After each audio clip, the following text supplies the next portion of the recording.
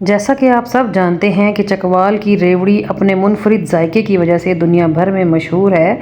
इसको देसी घी और गुड़ से बनाया जाता है। तो आज मैं आपके साथ मशहूर ज़माना चकवाली रेवड़ी की रेसिपी शेयर करने लगी हूँ। बाज़ार से मिलने वाली चकवाली रेवड़ी के मुकाबले में जो हम घर पर बनाएंगे वो बहुत ही सस्ते में बहुत ढेर सारी बन के रेडी हो जाएगी और आप इसको पूरी सर्दियाँ सेव करके भी रख सकते हो। तो चलिए रेसिपी सीख लेते हैं। बिस्मिल्लाहिर्रहमानिर्रहीम। अस्सलाम वालेकुम दोस्तों, कैसे हैं आप सब। उम्मीद करती हूँ अल्लाह ताला के करम से सब खैर खैरियत से होंगे।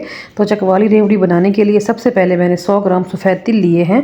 इनको हमने भून लेना है लो टू मीडियम फ्लेम पे। हमने इनको हल्का सा भूनना है, चटकने से पहले आपने फ्लेम को ऑफ कर देना है वरना इनका कलर डार्क हो जाएगा। ठीक है, तो यहाँ पर मैंने 3 से 4 minute low to medium flame पे इनको भून लिया है। तो अभी मैं चूल्हे को बंद करने लगी हूँ और इसको चूल्हे से उतार के एक और पैन चढ़ाएंगे चूल्हे पे। अब हमने चाशनी बनानी है। चाशनी बनाने के लिए यहाँ पर मैंने 100 ग्राम गुड़ ले लिया है। देसी गुड़ लेंगे तो बहुत अच्छी रेवड़ी बन के आपकी रेडी होगी।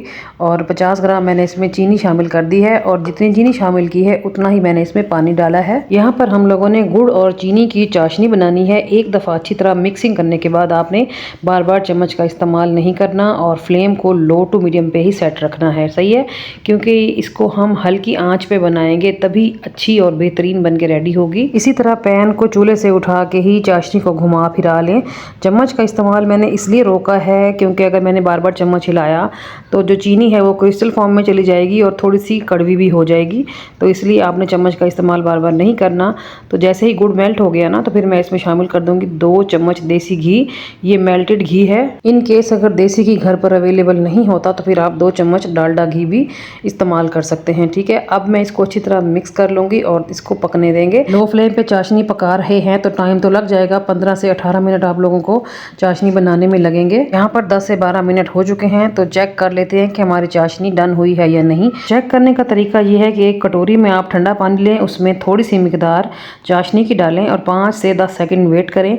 उसके बाद आप उंगली की मदद से इसको उठाने की कोशिश करें। अगर तो चाशनी आपके हाथ में आ जाती है तो डन है। अगर हाथ से मेल्ट होकर वापस गिर जाती है तो अभी ये नहीं बनी। तो आप देख सकते हो कि चाशनी हाथ से मेल्ट होकर दोबारा वापस पानी में जा रही है। तो अभी हमने इसको मज़ीद 5 से 6 मिनट पका लेना है। ठीक है, मैंने इसको 5 मिनट मज़ीद पका लिया है और आप देख सकते हो कि चाशनी में मॉइस्चर काफ़ी कम रह गया है और बड़े बड़े बबल्स उठ रहे हैं। तो अब दोबारा से चेक करेंगे। ठंडे पानी में मैंने थोड़ी सी मिकदार डाली है चाशनी की। थोड़ा सा वेट करेंगे कुछ सेकंड के लिए, उसके बाद इसको उठाएंगे। देखिए जी, चाशनी बिल्कुल कड़क हो चुकी है, हाथ में आ गई है। आपको आवाज़ से अंदाज़ा हो रहा होगा।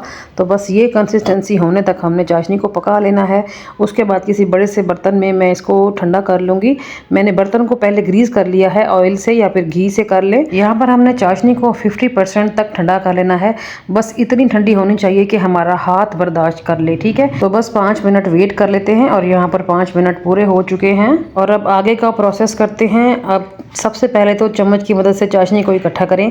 अच्छा, जैसे ही चाशनी थोड़ी सी ठंडी होना शुरू हुई ना तो वो परात को, ये जो मैंने थाल सा लिया हुआ है ना, इसको चिपकने लग गई। तो फ़ौरन से पहले मैंने बर्तन चेंज किया और नॉन स्टिक पैन में इसको ट्रांसफ़र कर दिया। आप चाशनी को ठंडा ही नॉन स्टिक पैन में कर लें वरना जो बॉदरेशन मुझे हुई आपको भी हो सकती है। ठीक है, तो यहाँ पर हमने इसको इकट्ठा करना है। यहाँ पर हम रेवड़ी की बेस बना रहे हैं और ये थोड़ा सा टाइम टेकिंग काम है।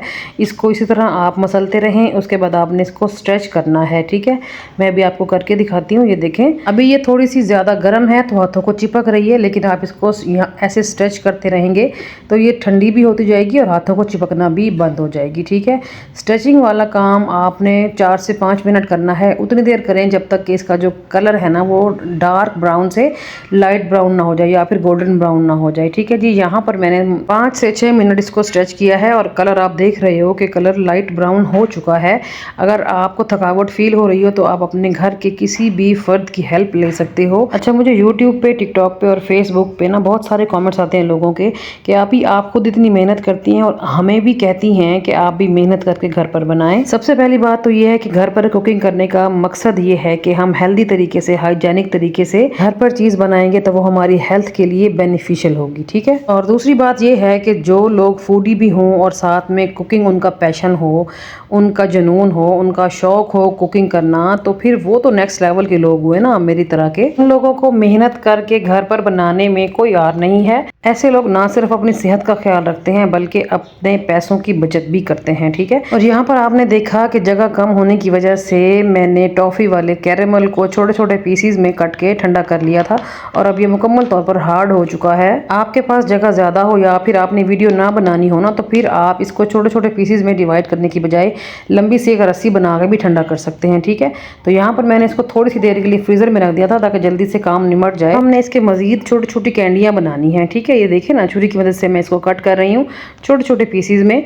छुरी की मदद से भी कट किया जा सकता है और कैंची की मदद से भी कट कर सकते हैं। ठीक है, अच्छा ये कैंडीज़ टेस्टफुल बहुत हैं, ऐसे ही इनको खाने में बहुत मज़ा आ रहा था, लेकिन अभी हमने इनका एक प्रोसेस और करना है। यहाँ पर सारी कैंडीज़ कट हो चुकी हैं, तो चलते हैं। अब हम रेवड़ी बनाएंगे। तो जो तिल हमने भून के रखे थे ना, वो यहाँ पर ठंडे हो गए हैं। दोबारा से उनको चूल्हे पर चढ़ा देंगे, फ्लेम को लो टू मीडियम रखेंगे और इसमें सारी कैंडीज़ अपनी ट्रांसफ़र कर देंगे जो हमने अभी कट की हैं। बस फ्लेम का ख़ास ख्याल रखना है, फ्लेम को लो टू मीडियम पे ही रखें वरना कैंडीज़ एकदम से मेल्ट हो जाएंगी सारी। तो हमने यहाँ पर कैंडीज़ को ट्रांसफ़र करके चम्मच की मदद से हल्का सा इनको हिलाना है। जैसे जैसे ही कैंडीज़ गर्म होंगी इनको तिल चिपकते जाएंगे खुद ब खुद ही। ठीक है, और यहाँ पर हमारी मज़ेदार सी चकवाली रेवड़ी बनके रेडी हो जाएगी। और आप देख रहे हो कि मैं इनको कितना आराम से सॉफ्टली पोलाइटली हैंडल कर रही हूँ। इतनी सारी रेवड़ियाँ सिर्फ और सिर्फ 100 ग्राम गुड़ से बनी हैं।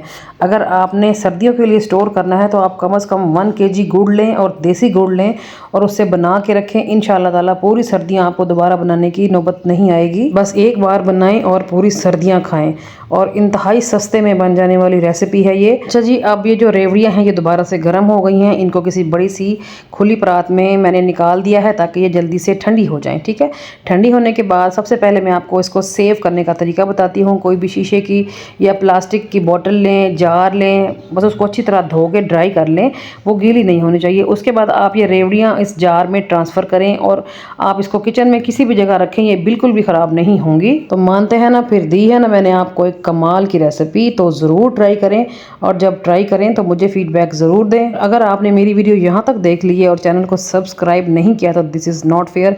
फ़ौरन से मेरी वीडियो को लाइक करें, शेयर करें और चैनल को भी सब्सक्राइब कर दें। तो ये थी मेरी आज की रेसिपी। चलती हूँ, कल फिर मुलाकात होगी किसी और अमेजिंग और मज़ेदार सी रेसिपी के साथ। तब तक अपना और अपने प्यारों का रखें ढेर सारा ख्याल, मुझे रखें दुआओं में याद। ओके जी, अल्लाह हाफिज़।